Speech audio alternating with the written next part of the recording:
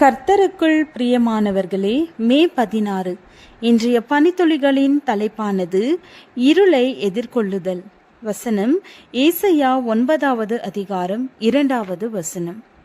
இருளில் நடக்கிற ஜனங்கள் பெரிய வெளிச்சத்தை கண்டார்கள். மரண இருளின் தேசத்தில் குடியிருக்கிறவர்களின் மேல் வெளிச்சம் பிரகாசித்தது.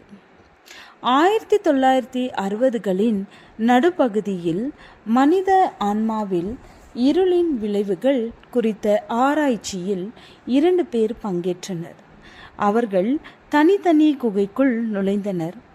அதே நேரத்தில் ஆராய்ச்சியாளர்கள் அவர்களின் உணவு மற்றும் தூக்க பழக்கத்தை கண்காணித்தனர்.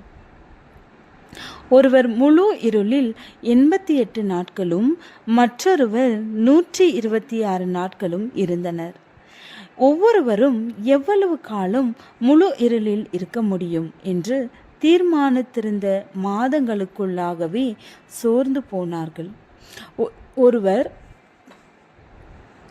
குறுகிய நேரம்தான் தூங்கினதாக நினைத்தார். ஆனால் உண்மையாக அவர் 30 மணி நேரம் தூங்கி உள்ளதை கண்டுபிடித்தார். இருள் நம்மை திசை திருப்பும். தேவனின் மக்கள் தனித்து விடப்பட்ட இருளில் தங்களை கண்டார்கள். என்ன நடக்கும் என்று தெரியாமல் அவர்கள் காத்திருந்தனர். ஏசாயா தீர்க்கதரிசி இருளை அவர்களின் திசை திருப்பலுக்கான ஒரு உருவகமாகவும் தேவனின் தீர்ப்பை பற்றி பேசுவதற்கான ஒரு வழியாகவும் பயன்படுத்தினார். முன்னதாக எகிப்தியர்களை இருள் வாதையாக சந்தித்தது. இப்போது இஸ்ரவேல் இருளில் மூழ்கியது. இருளில் நடக்கிற ஜனங்கள் பெரிய வெளிச்சத்தை கண்டார்கள். மரண இருளின் தேசத்தில் குடியிருக்கிறவர்களின் மேல் வெளிச்சம் பிரகாசித்தது. வெளிச்சம் பிரகாசித்ததினால் அடக்குமுறை உடைக்கப்படும். திசை திருப்பல் முடிவுக்கு வரும். எல்லாவற்றையும் மாற்றி ஒரு புதிய நாளை கொண்டு வரவும், மன்னிப்பு மற்றும் சுதந்திரத்து நாளை கொண்டு வரவும் ஒரு பாலகன் பிறப்பார். நமக்கு ஒரு பாலகன் பிறந்தார். நமக்கு ஒரு குமாரன் கொடுக்கப்பட்டார். கர்த்தத்துவம் அவர் தோளின் மேல் இருக்கும். அவர் நாமம் அதிசயமானவர், ஆலோசனை கர்த்தா, வல்லமையுள்ள தேவன், நித்திய பிதா, சமாதான பிரபு எனப்படும். இயேசு வந்தார்.